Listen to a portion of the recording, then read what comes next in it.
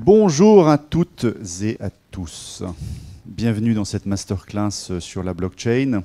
Alors, est-ce que la blockchain va permettre de montrer tout son potentiel et est-ce que c'est un nouveau contrat de confiance pour les médias? C'est ce qu'on va essayer de partager ensemble aujourd'hui. Long programme pour les 45 minutes pendant lesquelles on va échanger sur ces sujets qui est vaste et souvent d'ailleurs pas toujours facile à comprendre. Alors, je suis Benjamin Grange, je suis le directeur général d'un groupe de communication qui s'appelle Dentsu Aegis en France, mais je suis surtout le porte-parole d'un collectif qui s'appelle Crypto Asset France, qui regroupe en fait tous les grands acteurs de la crypto en France et qui a vocation à faire en sorte que ces technologies-là, dans leurs usages, que ce soit des usages dans le vote, que ce soit des usages dans la logistique, que ce soit des usages dans la publicité, dans les médias, ces usages se développent parce qu'il y a une conviction de ces entrepreneurs, de ces différents acteurs que c'est une technologie transformante, une technologie de rupture qui va permettre de faire des choses nouvelles. Et donc, le défi aujourd'hui, c'est d'essayer d'échanger avec vous et de vous montrer, peut-être modestement, le potentiel, en tout cas de vous faire saisir tout ce qu'il y a derrière ces technologies.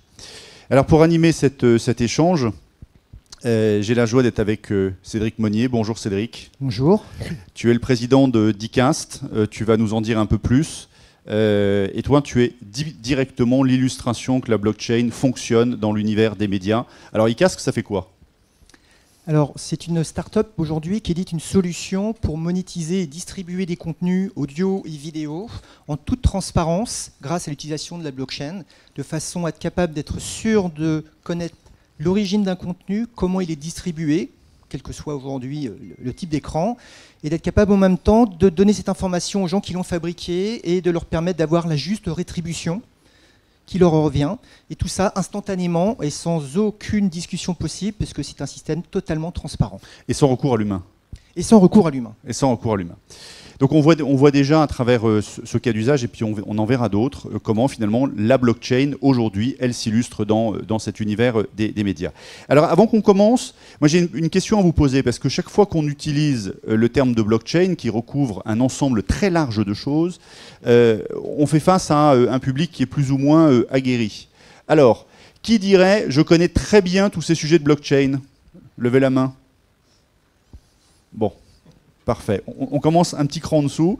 Alors, qui connaît bien? Tu peux lever la main, Cédric. Ok. Qui connaît très moyennement? Voilà. Ok. Et qui connaît peu? Bon, merci. Ok. Alors, commençons par le commencement. Ces technologies blockchain, elles sont apparues quand? Alors, elles sont apparues il y a maintenant une petite trentaine d'années, on peut dire ça. On peut dire ça. Et en fait, elles sont apparues par un collectif et autour du sujet du Bitcoin, en fait.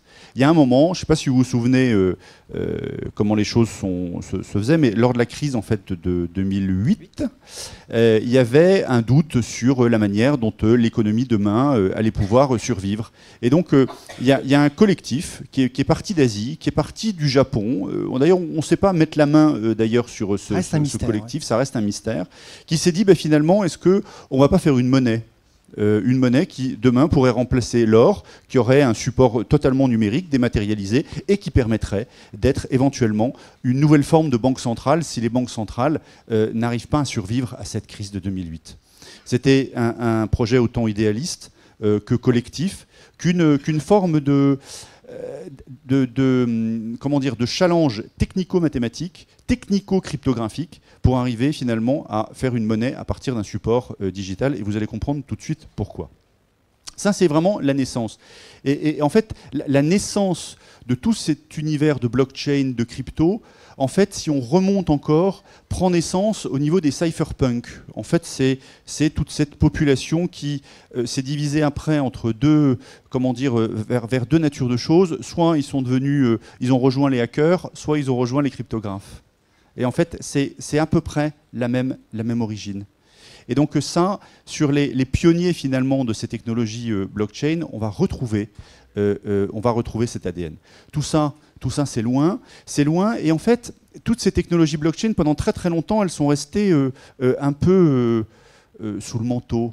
Vous voyez, on en parlait beaucoup d'ailleurs dans les dîners. Tiens, il y a du Bitcoin, il y a de l'Ether, il y a telle chose. On comprenait sans vraiment comprendre. On se dit, mon Dieu, qu'est-ce que c'est? Est-ce que c'est un placement? Est-ce que c'est une techno? Enfin bref, tout était dans tout. Ça restait quand même compliqué.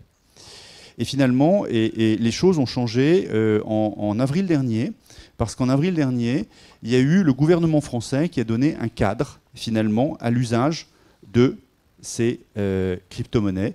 Un cadre qui était inscrit dans la loi Pacte. On a été d'ailleurs le premier pays à fournir un cadre réglementaire fiscal à l'usage de la blockchain dans un cadre financier. La Suisse nous a emboîté le pas parce qu'ils ont vu le bon filon. Et c'est vrai que ça change pas mal les choses. Aujourd'hui, c'est une technologie qu'on utilise facilement. On va voir à quoi, on va voir pourquoi, et on va voir ce qu'elle permet de faire. Alors, pour essayer de vous faire comprendre de manière extrêmement simple ce que permettent de faire ces technologies, je vais me permettre de prendre les deux livrets que vous avez. Qui veut bien m'en prêter un autre? Je vous le rends, c'est promis. Hein. OK.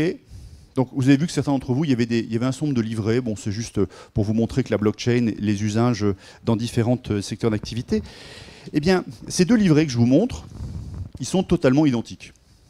Okay, enfin, à la limite, on en a imprimé de mémoire à l'époque 10 000. On aurait pu en imprimer 10 500. Et puis si on veut en réimprimer encore 3 000, on en imprime 3 000. Bref, c'est un contenu que l'on peut dupliquer à l'infini. Et en fait, quand on revient de manière très simple à l'impact qu'a eu Internet à partir des années 2000, Internet a permis la diffusion de contenu. Enfin, je veux dire, dans le domaine des médias, vous en avez vécu l'impact et les conséquences sur l'ensemble de la chaîne de valeur. Et donc, en fait, qu'est-ce que ça a donné? Ça a donné en fait comme conséquence qu'aujourd'hui, n'importe quel contenu, on peut le copier, le répliquer, le dupliquer, l'envoyer, le diffuser, bref, sans aucune limite. Et d'ailleurs, parfois sans garantie du droit d'auteur, sans garantie de la source, et d'ailleurs sans garantie de l'unicité. En d'autres termes, mes deux contenus qui sont là, je suis incapable de différencier celui-là de celui-là. Imaginez maintenant que j'ai la capacité de dire celui-là, il a le numéro 12, celui-là, il a le numéro 13. Et que je suis sûr que cet exemplaire-là, c'est vraiment l'exemplaire numéro 12. Et que je sais sachant qu'il a en plus le numéro 12, je sais que de manière infalsifiable, il aura toujours le numéro 12. Et celui-là aura toujours le numéro 13. Qu'est-ce que ça permet de faire? À partir du moment où j'ai cette garantie-là, d'abord, j'ai l'unicité d'un contenu. C'est-à-dire je peux considérer que j'ai 10 000 pièces et pas 10 000 une. Puisqu'en fait, je peux les compter de manière unique, et je sais que je ne peux pas en avoir plus. Je sais aussi en attribuer la propriété ou la paternité. Je sais que vous avez la pièce numéro 324, d'accord, et que vous avez la 325. Donc ça veut dire que si vous avez la 324, vous pouvez vendre la 324, parce que vous êtes titulaire de la 324. Okay, et donc on peut savoir à un moment donné que c'est vous qui avez la 324. Okay, et puis, évidemment, chaque fois qu'il y a diffusion, eh bien, on peut maîtriser, contrôler, suivre cette diffusion. Bref, si Internet, dans les années 2000, a permis une diffusion de contenu de manière très large, avec tous les modèles qu'on a vus derrière, eh bien, les technologies blockchain vous apportent finalement une valeur en permettant de créer un contenu numérique unique. Ce contenu numérique unique, parce que vous êtes capable de suivre n'importe quel contenu, vous êtes capable d'authentifier n'importe quel contenu, vous êtes capable de numéroter n'importe quel contenu, vous êtes capable d'authentifier n'importe quel contenu, vous êtes capable d'attribuer de la valeur à un contenu. C'est aussi simple que ça, et ça ne fait pas autre chose, ces technologies. Donc évidemment, si je considère que ça c'est un contenu, je peux le numéroter. Si je considère que ça c'est de la monnaie, elle est effectivement numérotée. Le Bitcoin, j'ai un nombre fini de Bitcoin, d'accord, j'en ai pas plus. Donc ça a de la valeur parce qu'on considère à un instant donné que je n'ai pas plus d'unités que le nombre qu'il y aura. Et que je suis sûr que si j'ai l'unité 1324, eh bien j'ai bien le Bitcoin 1324. Grosso modo, les technologies blockchain, ça ne fait pas autre chose que ça. Si on veut descendre à un niveau un peu plus technique, c'est simplement une base de données distribuée, qui est donc c'est un outil informatique qui a l'avantage d'être ultra sécurisé parce que distribué sur plein de lieux, auprès de plein de personnes et avec une logique de réplication. Je vous rends maintenant les contenus. Voilà, je vous les rends. C'était pour... Tu veux ajouter quelque chose, Cédric, sur juste cette introduction vraiment de béotien, mais on dit tellement de choses sur le sujet que voilà, je voulais replacer les choses dans leur contexte. Donc à partir du moment où vous pouvez créer un objet numérique unique, vous pouvez créer de la monnaie, vous pouvez créer des contenus que vous pouvez suivre, que ce soit de la vidéo, de l'audio, ce que vous voulez. Et puis vous pouvez faciliter les échanges, puisque on est certain que quand on échange, je t'ai donné quelque chose, tu m'as donné quelque chose, eh bien on est sûr que le transfert de propriété s'opère. Donc c'est un peu comme si sur n'importe quoi numérique, n'importe quel objet numérique, j'avais une forme de tiers de confiance que m'apportait la technologie, un peu comme si c'était notarisé, okay, et qui me permettent justement d'avoir cette garantie. Voilà, ce n'est pas autre chose que vous apporte la technologie blockchain. Et donc on va voir après les conséquences que ça a dans les médias, parce qu'on voit bien que, vous voyez très bien la puissance que ça peut apporter, même si c'est moins simple à mettre en œuvre qu'on veut bien le dire. Tu veux dire deux mots, Cédric, de cette... Peut-être insister sur une des particularités que tu as un petit peu sous-tendues en parlant du Bitcoin, c'est que donc c'est une technologie, mais qui n'appartient aujourd'hui à personne, que ce soit le réseau Bitcoin ou le réseau Ethereum, qui est une autre solution. C'est-à-dire que c'est un logiciel qui tourne sur des dizaines de milliers d'ordinateurs répartis dans le monde. Donc personne ne possède cette infrastructure. Ça en revient à l'origine du Bitcoin où l'idée était, je n'ai pas forcément confiance dans les banques, ça peut s'arrêter. Je fais le Bitcoin, c'est un réseau mondial que personne ne peut arrêter. C'est vraiment, je pense aussi, une des facettes extrêmement importantes de cette technologie blockchain, ce qu'on appelle sur des réseaux publics. C'est que c'est un logiciel qui tourne sur des milliers de machines et que personne ne peut arrêter ou changer. Donc c'est un service qui est rendu à tout le monde et qui appartient à tout le monde. Je pense que c'est un point extrêmement fondamental. C'est un point important et ça rejoint d'ailleurs le point de tout à l'heure sur l'origine. On parlait des cypherpunks. Donc il y avait dès l'origine une idéologie derrière ces technologies blockchain. Et donc aujourd'hui, ce sont des technologies qui appartiennent à tout le monde, comme l'a dit Cédric. N'importe quel, ingénieur en IT est capable de le mettre en œuvre relativement facilement. Tout est libre de droit. Tout est accessible. Parce qu'il y a quand même dans cette idéologie le fait que ça n'appartient à personne. Et n'oubliez pas, la création du Bitcoin était quand même une création de dire, voilà, on crée quelque chose au service de tous pour justement faire en sorte que si les banques centrales n'existent plus, on puisse avoir une monnaie de réserve. Donc il y avait un côté très idéaliste qui reste toujours. Et donc en fait, cette logique de tiers de confiance qu'apportent les technologies blockchain, eh bien, ce tiers de confiance, il est apporté par la technologie. En d'autres termes, ce n'est pas un notaire physique, ce n'est pas une personne qui apporte ce tiers de confiance, c'est la technologie. Et donc, ce changement de paradigme, il est important, parce qu'en fait, chaque fois que dans nos transactions, notre univers, vous avez un tiers de confiance, quelqu'un qui atteste, quelqu'un qui authentifie, quelqu'un qui valide, quelqu'un qui va apporter la véracité sur une transaction ou sur un document, eh bien, ça peut être transformé dans l'univers blockchain par une technologie qui vous apporte le même bénéfice, mais par la technologie et sans intervention humaine. Je ne sais pas si vous voyez le côté transformant que peut apporter cette technologie. C'est pour ça d'ailleurs qu'on dit souvent que les technologies blockchain, qu'on appelle aussi en anglais les ledger technologies, on dit souvent que c'est l'Internet de la valeur. Parce que l'Internet a apporté de la diffusion, et là on a vraiment un axe de valeur, parce qu'on est capable justement d'avoir un objet numérique unique. Donc évidemment, on en parle énormément, on en parle beaucoup dans les médias. Et on en parle avec cette dichotomie, ce paradoxe, c'est-à-dire en d'autres termes, est-ce une supercherie ou est-ce qu'on est à l'aube d'une vraie révolution structurante? Pendant longtemps, on a oscillé entre les deux. D'accord ? Et forcément, comme toute technologie dite considérées comme fondamentales. Technologies fondamentales sont des technologies qui mettent en général 20 ans à 30 ans avant d'arriver à un certain stade de maturité. C'est ce qu'on appelle une technologie fondamentale. Aujourd'hui, on peut considérer que... Qui a connu Internet dans les années 2000 ? Bon, voilà, ça fait un peu ancien combattant, mais enfin bon, voilà, on est en tout cas... j'en fais partie. Je ne sais pas si vous vous souvenez, mais vous aviez le modem 56.6, pouf, il fallait vous connecter, ça faisait un bruit, etc. Voilà. Aujourd'hui, on est à peu près dans ces technologies blockchain au niveau où on était sur Internet dans les années 2000. Donc, c'est pour vous donner le niveau de maturité. La seule différence, c'est que on a mis entre 2000 et 2010, Internet est passé par des hauts et des bas. On a eu 2002, la fin de la crise, le début de la crise et la fin de cette bulle Internet. Et puis ensuite, il y a eu une remontée dans l'usage d'Internet et donc de la puissance que ça apportait. Sur les technologies blockchain, tout avance beaucoup plus vite. En pratiquement un an, on a franchi un pas énorme. Et j'en veux pour preuve, finalement, une statistique qui est intéressante, c'est que 84% des grands comptes, aujourd'hui, veulent un projet blockchain.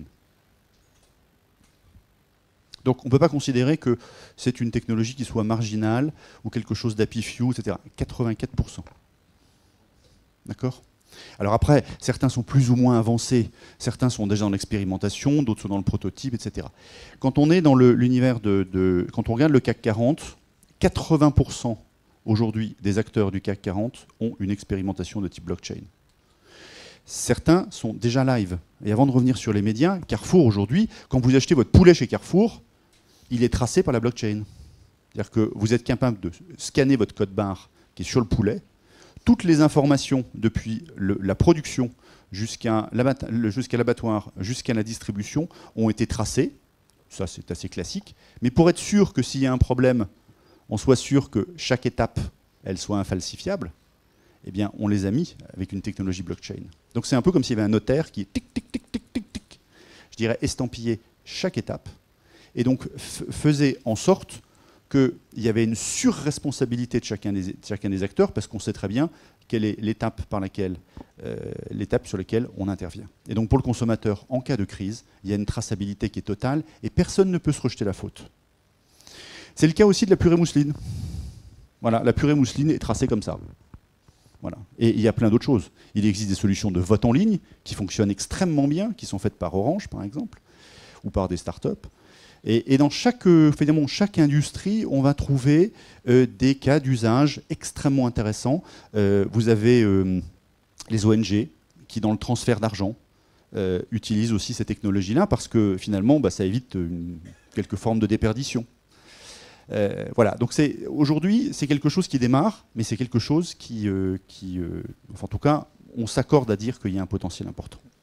Peut-être on peut regarder rapidement, Benjamin, c'est ce graphe-là qui démontre par industrie l'appétence et l'avancement sur cette technologie. Oui, c'est très intéressant. C'est très intéressant. Évidemment, c'est la finance qui s'en est saisie le plus vite. La finance est totalement dématérialisée, donc vous apportez encore un outil nouveau, un outil d'innovation de plus à la finance. Donc c'est sûr que là, vous démultipliez les choses. Et on voit bien le nombre de projets qui sont là-dessus. Je vous donne simplement un exemple qui a eu lieu d'ailleurs à quelques kilomètres d'ici. La première vente d'immeubles par la blockchain s'est faite en juin. La première vente du monde par la blockchain s'est faite en juin à Boulogne. Un immeuble qui valait 8 millions d'euros, qui était une opération de marchand de biens pour rénovation et qui a été vendu. Puis ensuite, l'immeuble a été coupé en petits morceaux, d'accord ? Et chaque petit morceau était un titre de propriété qui a été soutenu, qui est supporté par une technologie blockchain qui permet à tout un chacun d'acheter une part de cet immeuble de 8 millions d'euros, d'accord ? Pour pouvoir faire un placement. Et donc, de ce fait, ça démocratise l'accès à ce type de choses, puisque vous pouvez acheter des parts à 1 000 euros d'un ensemble qui valait 8 millions d'euros, qui n'était finalement pas accessible au commun des mortels, puisque c'est une opération de marchand de biens, donc de B2B. L'industrie et le manufacturing, il est évident que la logistique prend tout son, utilise beaucoup ce type de choses. Chaque fois qu'il y a traçabilité, si vous êtes capable d'authentifier et de notariser chacune des étapes, c'est formidable. Vous avez l'univers de la santé. Là encore, on voit bien que dans les données personnelles, on est capable de dire « Ok, je la maîtrise pas, je l'ouvre pas ». C'est mes données. Et sur les données de santé, c'est encore plus vrai. Donc le fait d'avoir cette authentification de qui y accède, quand on y accède, comment laisser l'accès à tel ou tel service, on est sur un élément majeur. Et puis on arrive enfin sur entertainment et médias. Ce n'est pas là où les usages sont les plus développés, mais on va voir que c'est prometteur et qu'en tout cas ça permet aujourd'hui d'ouvrir à non pas de nouveaux usages, mais des réponses à des problèmes qui sont un peu structurels. Ok, quelques exemples. Vous avez Kodak qui a sorti son Kodak Coin. C'est-à-dire qu'en d'autres termes, en fait, il y a beaucoup d'usages qui sont assez proches des cartes de fidélité. Parce que finalement, vous avez tous une carte Air France voilà, ou de membership de points de compagnie aérienne. Aujourd'hui, ces points-là, on peut très facilement les blockchainiser, permettant d'en avoir une contre-valeur financière. Aujourd'hui, vos points Air France, vous les changez contre des billets ou contre des cadeaux ou des choses comme ça, mais il n'y a pas de contre-valeur financière. Si vous voulez avoir une contre-valeur financière, eh bien, vous utilisez ces technologies-là pour le faire. C'est le cas aussi Mercedes, c'est le cas de l'automobile qui s'est dit, voilà, dans la manière dont je vais avoir mon contrat entre mes utilisateurs chez qui je vais collecter de la donnée et ce que je leur rétribue comme bénéfice, eh bien, je vais utiliser une monnaie virtuelle. Donc ça se développe de manière extrêmement forte. Dans les médias, et puis tu vas nous l'illustrer de manière très claire, Cédric, voilà les différents, allez, appelons ça des difficultés, des problèmes, des enjeux, voilà, sur lesquels la blockchain est une solution. Et on va voir derrière d'ailleurs qu'il existe des startups et que on n'est pas sur quelque chose d'avant-gardiste. On est quelque chose, ça existe déjà, il suffit de prendre la solution. Fake news. Ceux qui écrivent, ceux qui produisent des contenus savent très bien que parfois il peut être détourné, et plus que détourné.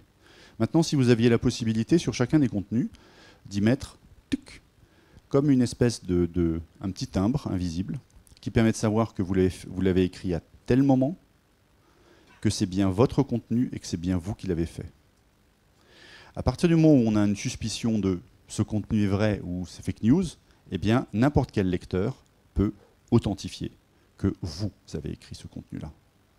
Et donc évidemment, si vous êtes de parole, de bonne foi, etc., au moins on sait que c'est vous et ça permet d'éviter toute forme de contenu travesti. Donc, ça repose sur un second principe de la blockchain, ce qu'on a parlé de la traçabilité, mais quelque chose qui est fondamental aussi, c'est ce qu'on appelle l'immutabilité. Si on le dit plus simplement, c'est à partir du moment où on a enregistré une information dans la blockchain, on ne peut plus la modifier. Plus jamais. Plus jamais. Jamais. C'est gravé dans le marbre.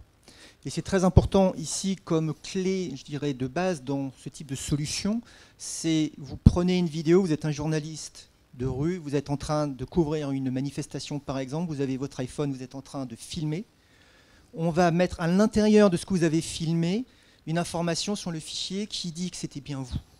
On va regarder le GPS, c'était bien dans cette rue-là que ça s'est passé à ce moment-là. Et tout ça, c'est dans la vidéo. Et c'est enregistré dans la blockchain de façon à dire ce journaliste a bien couvert ça à ce moment et c'est bien cette vidéo. Et c'est bien sa vidéo qui sort de son téléphone. Et comme c'est un fichier, tout le monde à la maison est capable de modifier un fichier vidéo. Il suffit de modifier, mais le moindre pixel, et on est capable immédiatement de détecter, ce n'est plus la même vidéo. Donc ça, je sais que ça a été tripoté par quelqu'un. Je sais qui l'a fait à l'origine et comment ça circulait. Donc c'est une façon extrêmement puissante de déterminer une vérité sur quelque chose qui a été produit. Et simple.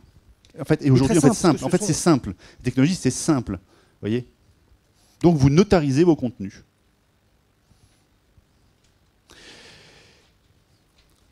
Deuxième grand nature. Et donc il est évident qu'on peut arriver à notariser plusieurs choses. C'est-à-dire quand on est dans un organe de presse, on peut dire voilà, c'est tel journaliste qui l'a fait à tel moment, etc. et qui dépend de tel journal. Ce qui veut dire que quand derrière, il y a un contenu qui est repris, parce que les contenus sont fluides et circulent, eh bien ces contenus-là, ils peuvent très facilement, on en connaît la paternité, et du journaliste et de l'organe de presse. Et ça, aujourd'hui, c'est des choses qui fonctionnent. Et qui sont faites, c'est presque du presse-bouton. Vous avez fini vos vidéos, paf, vous appuyez sur le bouton, c'est fait. Vous voyez ? Alors, autre élément, c'est créer un lien direct entre le créateur de contenu, le média et le consommateur. On sait bien que c'est un triangle infernal. Ce triangle-là, tu l'as d'ailleurs, ta solution permet de le faire, Cédric. Tu peux peut-être nous en dire plus ? Oui, tout à fait. Enfin, notre premier métier, nous, c'est de construire des plateformes vidéo. Donc, vous connaissez tous Netflix. Donc, on fabrique des clones de Netflix, on va dire, pour beaucoup de gens qui ont énormément de contenu. Et on leur permet donc de le distribuer sur vos téléphones, sur une télé, etc. Et cette notion de connexion avec l'utilisateur final est extrêmement importante parce que tout le monde prend comme clé de base de la valeur d'un contenu, c'est combien de gens l'ont vu. Alors que ça soit sur YouTube, que ça soit pour tout, c'est l'audience, c'est cette mesure d'audience. Et c'est une information qui est toujours compliquée à mesurer, qui en général peut distribuer. Alors en France, on a des organismes comme Médiamétrie, donc c'est le travail pour beaucoup de points. Mais des plateformes sont complètement hermétiques. Nos camarades de Netflix ne communiquent pas de chiffres. Et quand ils les communiquent, ça vient d'eux, donc on ne sait pas ce que ça vaut en fait. À travers la blockchain, nous, ce que l'on propose, c'est à chaque fois que vous regardez une vidéo ou que vous écoutez un podcast, même technologie, c'est d'enregistrer cette information dans cette grande base de données publique de façon à ce qu'il n'y ait aucune discussion possible pour savoir mais est-ce que ça a vraiment été vu et combien de gens l'ont vu. Donc là encore, comme tu disais, ce sont des grands registres qui sont distribués donc sur tous les ordinateurs sur la planète. Dès que j'ai enregistré que quelqu'un a regardé une vidéo, je ne peux plus modifier cette information. Elle est devenue infalsifiable. Donc c'est vraiment comment ramener aussi un niveau de confiance entre l'utilisateur final, le distributeur et celui qui a fait cette vidéo, parce qu'à un moment, soit il l'a donnée, soit il l'a vendue à cette plateforme. Il aimerait bien savoir vraiment comment ça fonctionne. Donc c'est une espèce de triangle qui n'est plus infernal, qui est transparent et qui est du coup extrêmement vertueux. À une époque de grande compliance, à une époque de transparence, eh bien, si ce n'est pas vous et moi qui peuvent garantir la transparence dans toute situation, eh bien la technologie, et cette technologie-là peut être un relais. Et donc, c'est dans ce cadre-là qu'on l'utilise. Et d'ailleurs, qui dit relais, dit aussi pouvoir tracer la propriété intellectuelle et le droit d'auteur. Et on sait bien que parfois, sur Internet, il y a un vrai sujet de droit d'auteur. Et donc, le fait de savoir que tel contenu appartient à un tel et ensuite a été diffusé et vu, ou réutilisé, permet aussi de tracer toute la chaîne de droit d'auteur et donc de pouvoir faire en sorte que les ayants droit ne soient pas floués. Et ça nous amène peut-être sur une troisième composante sur la blockchain et particulièrement sur certains réseaux modernes comme Ethereum, qui est de pouvoir faire tourner des logiciels directement sur la blockchain, ce qu'on appelle des smart contracts. Donc c'est un bout de code qui est exécuté par la blockchain complètement, donc par le système. Et typiquement, on utilise ça pour gérer les droits d'auteur. Donc on a utilisé la première propriété pour dire c'est moi qui ai fait cette vidéo. Et donc probablement j'étais pas tout seul. Si j'ai 2 ou 3 personnes, j'ai des règles entre les personnes. S'il y a une rétribution, à qui je donne et combien. Et bien, plutôt que d'attendre que ça soit un organisme, que ça soit une plateforme qui décide, bon, alors j'ai fait 1 000 € sur ce contenu, maintenant il faut que je regarde qui était derrière et quel était mon contrat et combien je dois lui donner. Ça peut prendre du temps, ça peut être compliqué. Là, c'est le réseau blockchain qui va exécuter, dès qu'une vue est faite, la logique, disant, bon voilà, ça fait 1 € de vue, derrière il y a 3 personnes, chacun un tiers, cas simple. Je ventile immédiatement l'argent donc, que représentent ce qu'on appelle des royalties vers les ayants droit. Et ça, complètement automatiquement, sur un système qu'on ne peut pas stopper.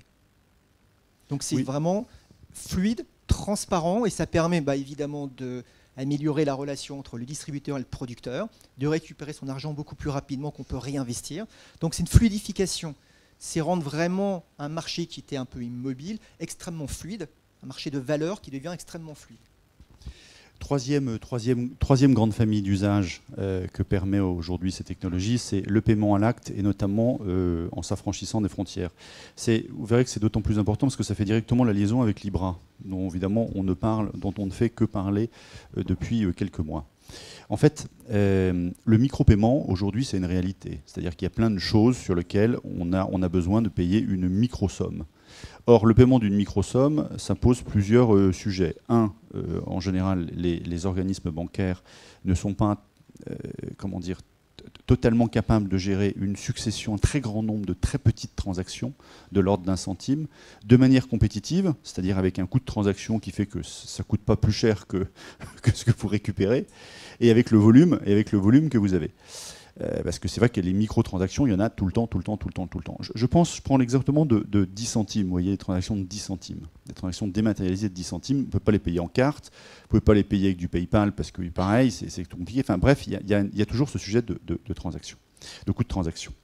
C'est encore plus vrai quand on regarde les transactions transfrontalières, c'est-à-dire entre l'Europe, les États-Unis, même au sein de l'Europe, entre les pays, parce que forcément, quand on exporte des contenus, eh bien, on s'affranchit tout de suite de ces frontières. Et donc, quand on combine les deux choses, en fait, on s'aperçoit qu'il n'y a pas de solution aujourd'hui pour ça. Et la blockchain, parce qu'on est capable d'échanger, de garantir les transactions, est une solution, en tout cas, pour faire en sorte que ces transactions, ces microtransactions s'opèrent. Et le projet initial de Libra, c'est d'adresser ce marché-là. C'est-à-dire, en d'autres termes, le marché de la microtransaction transfrontalière à des coûts pratiquement dérisoires, voilà, même quasiment nuls, et donc de pouvoir justement s'insérer sur cet usage qui monte terriblement. Et donc on sait bien que dans la circulation des contenus, de plus en plus on les achète, mais on les achète aussi à un prix qui est de l'ordre de la microtransaction. Je vous propose qu'on regarde quelques exemples et ensuite on verra surtout vos questions, parce que c'est le plus important. Donc juste pour que vous ayez, ce qu'on disait, ok, ça existe déjà, mais donnez-nous des noms. On va vous les donner. Alors je dis pas, c'est pas toujours les meilleurs, c'est pas toujours, enfin si on essaye que ce soit quand même pas les pires, mais en tout cas c'est des gens qui proposent des solutions et qui ont pignon sur rue. Alors on a Civil qui veut connecter directement des journalistes et les lecteurs via la blockchain, donc sans les annonceurs, sans les agents, sans les éditeurs, etc. Voilà, allez regarder ce type de choses. Ils utilisent évidemment la technologie blockchain pour le faire.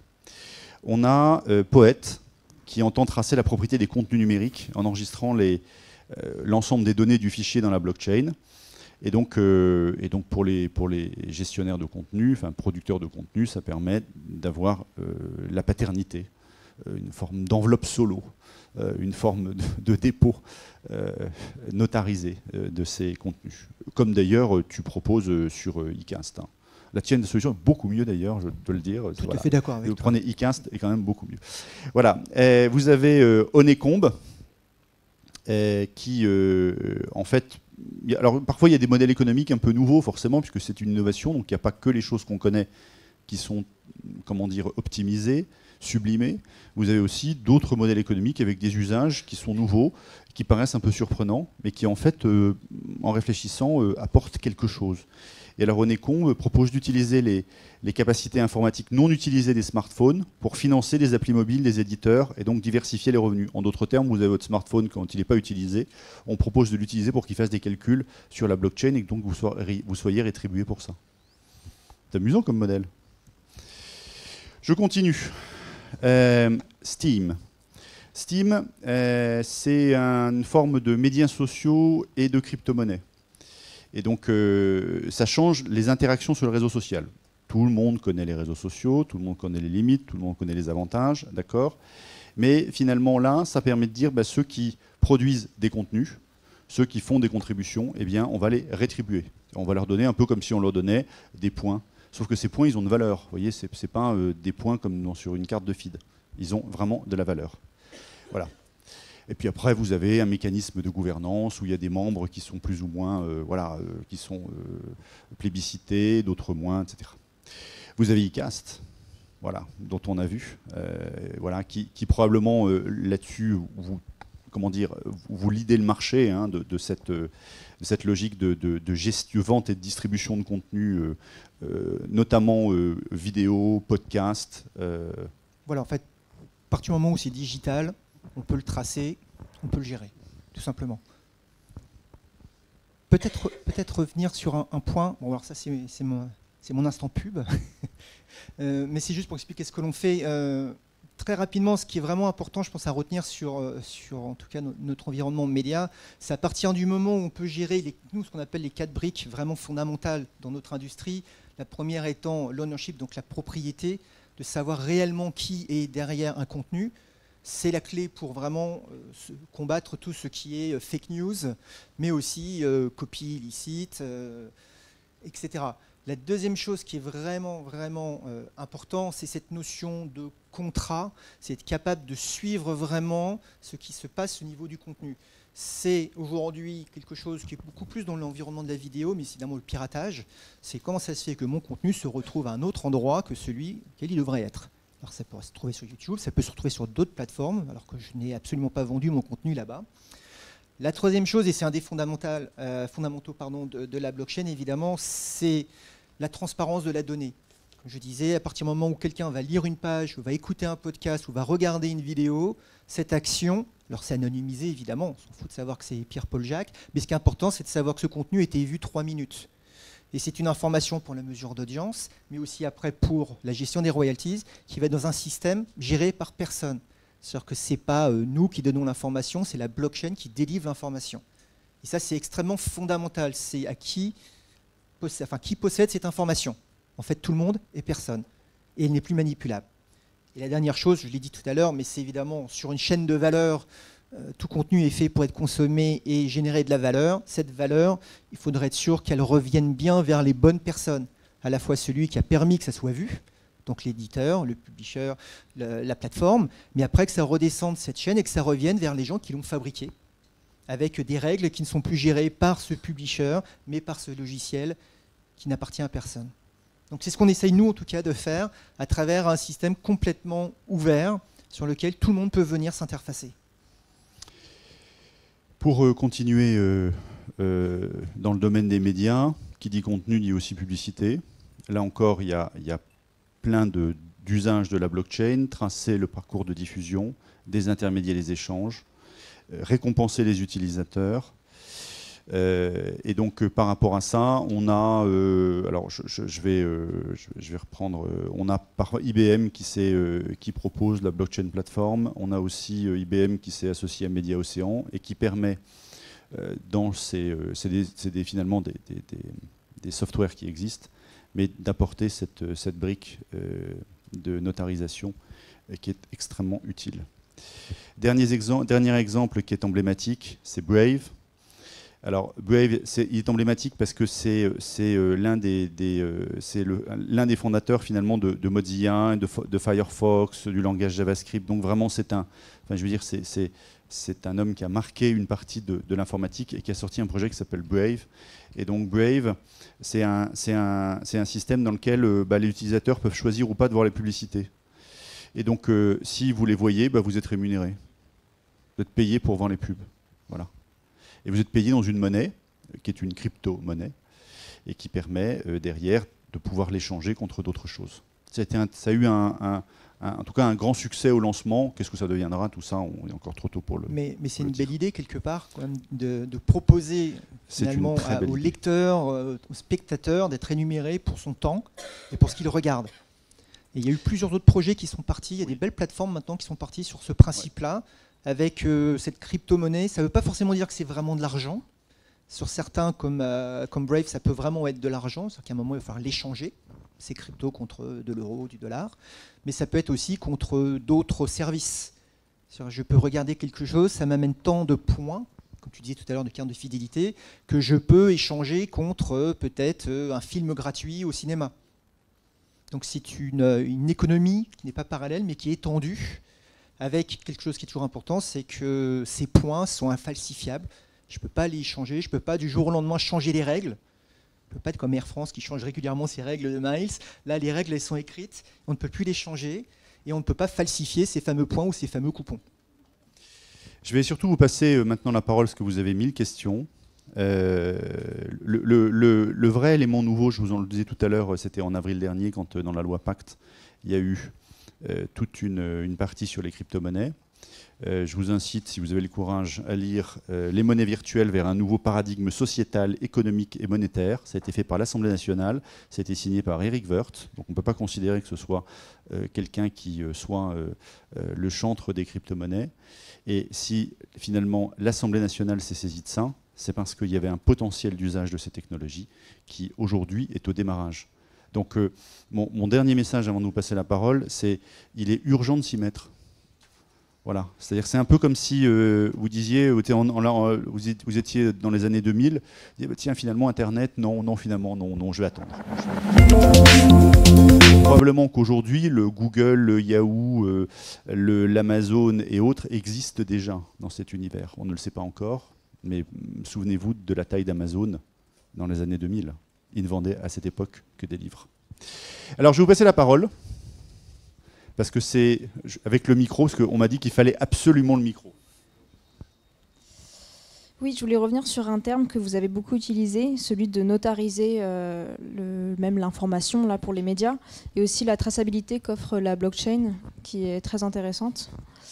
Et je voulais savoir, moi, un peu l'aspect si la blockchain est utilisée et tombe entre de mauvaises mains, on va dire. Est-ce que là, il y a un problème avec cette traçabilité? Est-ce que ça peut donner la main pour des gouvernements, par exemple, de posséder des informations et les utiliser, on va dire, contre les citoyens pour, par exemple, la surveillance, la collecte de données?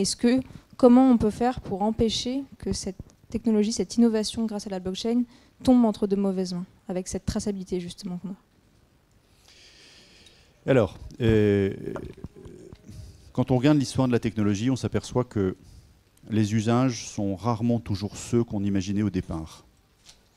Donc, derrière votre question, rien n'est à exclure. On ne sait pas demain comment sera utilisé. Là, on voit un certain nombre d'exemples qui sont dans notre industrie. Voilà, tout ça est bien pensant et utile. Maintenant, on ne peut pas imaginer qu'il n'y ait pas des usages aussi qui soient des usages malfaisants. On ne peut pas l'imaginer. Quoi qu'il en soit, il y a quand même quelque chose, il y a un principe dans ce que propose ces technologies blockchain qui limite un petit peu un usage malveillant. C'est que tout est transparent. Tout est transparent.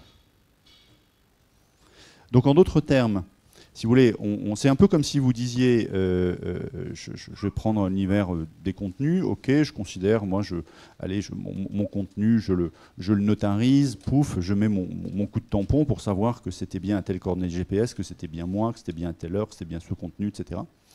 Ok. Mais toutes ces informations-là, elles sont transparentes. C'est-à-dire qu'elles sont mises dans un registre qui est accessible de tous. Alors on ne sait pas forcément que c'est vous en particulier, parce qu'on sait que c'est l'identifiant 14 324. On ne sait pas forcément que vous de manière nominative. Mais par contre, toutes les informations, elles sont accessibles de tous. Donc finalement, si pour la deuxième partie de votre question, c'est-à-dire cette relation à des régimes totalitaires ou malveillants, en fait, comme ils sont beaucoup basés sur la maîtrise et le contrôle d'informations et donc la rétention d'informations, c'est vrai que la transparence est en soi un élément de rempart. Pas le seul, c'est pas idéal, mais c'est un élément de rempart. Peut-être pour rebondir sur ce que vous venez de dire, et la notion de blockchain privée qui semble être en développement, est-ce que privé, ça veut dire non transparent et pas accessible à tous? Non, le privé public, quand vous êtes... quand vous avez un acteur mondial du luxe qui, par exemple, est intéressé par avoir la traçabilité de tous ses fournisseurs qui contribuent finalement à faire des vêtements, des sacs, de la maroquinerie, etc. On est dans un domaine, un écosystème qui ne concerne que lui. Donc c'est un domaine privé. Pour mon distributeur qui veut fiabiliser l'ensemble de la chaîne de production de ses poulets, ok. Il y a des parties qui sont intéressantes pour le commun des mortels, parce que vous, quand vous achetez votre poulet, ok, vous pouvez scanner l'étiquette et puis regarder ce que ça donne, où est-ce qu'il a été produit, distribué, par toutes les étapes par lesquelles il est passé. Mais il y a d'autres parties qui ne vous concernent pas, parce qu'elles ne vous intéressent pas, en fait. Donc, c'est là la notion de privé ou de public. Le privé, il y a un nombre d'acteurs qui est fini. Okay. Le public, c'est par définition ouvert à tous. Donc on a souvent les sujets de place, vous voyez, des sujets, les sujets par exemple entre les banques centrales est un sujet qui n'intéresse que les banques centrales. Donc là, c'est leur truc, et ils optimisent leurs transactions. Voilà, on est bien dans le domaine du privé. Donc le privé ou le public n'est pas une histoire de transparence ou pas, ça reste transparent, mais simplement c'est ouvert à plus ou moins d'acteurs, un acteur fini ou un acteur infini. Dernière question. Vous avez apporté un peu un élément de réponse tout à l'heure, mais vous avez mentionné le fait qu'on ne savait pas directement que la donnée appartenait à telle personne, parce que c'est un identifiant, etc. Mais aujourd'hui, où il y a une prise de conscience, où les gens essayent de cacher un peu plus leurs données, est-ce que c'est pas quand même quelque chose qui peut qui peut poser problème pour l'acceptation de la blockchain, de savoir qu'on est juste caché derrière un identifiant, mais que toutes les données relatives à une personne peuvent être juste cachées derrière un simple identifiant? En fait, l'un des usages qu'on n'a pas évoqué de la blockchain est l'usage de l'identité sans révéler son identité. En disant ça, on est quand même dans la contradiction la plus complète. Vous savez, il y a plein d'endroits où en fait, il faut prouver que c'est vous. Sauf que vous n'avez pas envie de donner la copie de votre pièce d'identité. Finalement, soit parce qu'il y a plein de procédures où il faut mettre la copie de votre pièce d'identité, puis alors on vous dit c'est recto verso, hein. Parce que sinon, on n'a pas tout. OK. Aujourd'hui, il existe des technologies blockchain qui, en fait, permettent de prouver que c'est bien vous, sans avoir à révéler vos informations. D'accord? Donc, voilà, il y a tous les réglages. C'est pas idéal. Enfin, je veux dire, on n'est pas pour dire c'est un miracle ou c'est la réponse à tout. Non. Et ce sera certainement jamais mon propos. En revanche, il y a un potentiel. Comme Internet a eu un potentiel. Il y aura des effets de bord, il y aura des angles morts, il y aura forcément des conséquences néfastes. Forcément. Mais essayons de regarder pour une fois, comme l'a fait d'ailleurs le gouvernement, de ne pas l'appliquer à le principe de précaution surtout, en se disant regardons ce qu'il y a de positif, regardons le potentiel que ça peut avoir, en fait pour nous tous, et en étant vigilants sur les angles morts, il y en aura toujours.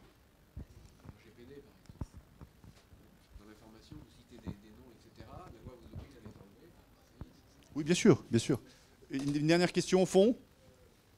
Juste par rapport au côté financier, j'ai un contenu, je vends le contenu. La valeur est-elle réellement en rapport avec la valeur du Bitcoin, du coup? Est-ce qu'il y a une fluctuation particulière en fonction de la valeur du Bitcoin, ou la valeur de mon contenu aura toujours la même valeur? Je vous ai cité le Bitcoin parce que c'était la première illustration et que souvent on associe tout ce monde-là à l'univers du Bitcoin. Mais le Bitcoin est une des illustrations de tout ce qu'on peut faire avec la blockchain. Une. OK ? Et tout ce qu'on vous construit aujourd'hui n'a rien à voir. Dans ma traçabilité du poulet, je n'ai rien à voir avec le Bitcoin. Dans ma traçabilité du contenu, je n'ai rien à voir avec le Bitcoin. Alors, si demain j'ai envie de faire une liaison avec, je peux. Si je ne veux pas, je ne le fais pas.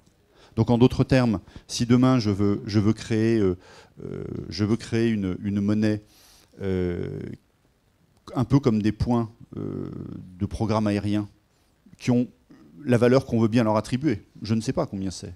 Je sais que quand je prends l'avion, je vais gagner plus ou moins de miles, mais je sais bien que je ne sais pas quelle est la valeur du miles en fait. Donc en fait, j'ai une valeur toute théorique. Je peux évidemment pratiquer comme ça.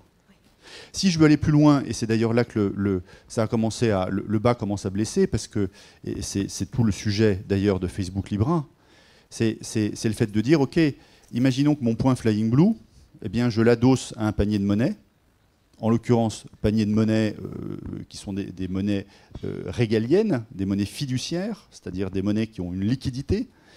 Et donc, j'ai toujours une espèce de parité. C'est-à-dire que je sais, grosso modo, que ma monnaie Facebook, c'est 0,8 € ou 0,8 de mon panier. Si je commence à avoir cette équivalence-là, forcément, je crée une monnaie. Donc, c'est un petit peu différent. Vous voyez ? Donc, je lis... Donc, souvent, pour éviter ça, quand on veut avoir la contrepartie, c'est lié à du Bitcoin ou c'est lié à d'autres choses. Voilà. On a tous les cas de figure. Merci beaucoup. Merci à vous.